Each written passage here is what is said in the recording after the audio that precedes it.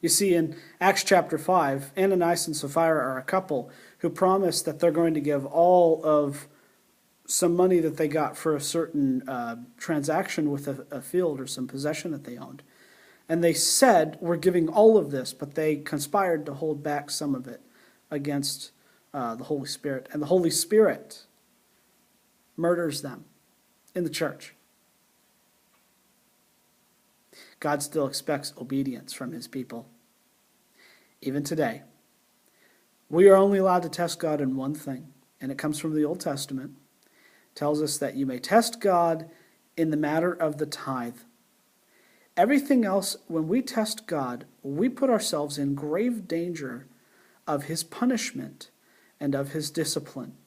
And all too often today, we get so comfortable with grace and with Jesus as our best friend. And I'm not saying that we're wrong to be comfortable with Jesus as our best friend. But we need to remember also and hold in tandem that he is also the creator of the universe.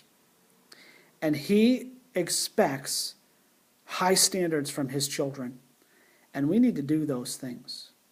And so I want to challenge you as I close up today's devotional.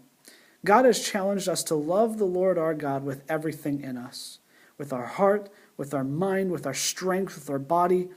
You know, Jesus told us in the New Testament that the Shema, Hear, O Israel, the Lord our God is one. Love the Lord your God is the greatest of the commandments. And the second one is like it.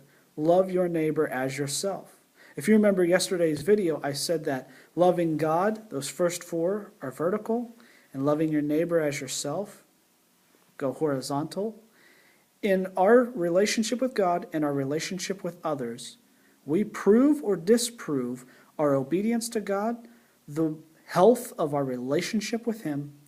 And so I challenge you as a pastor and as a fellow Christian, live for God. Demonstrate your faith in your works. Demonstrate your obedience to Christ by following him wholeheartedly, completely, and passionately. May you walk behind Jesus, and may the dust of his feet brush on you as you follow him. Have a blessed day, and I'll see you tomorrow for Deuteronomy chapter 7.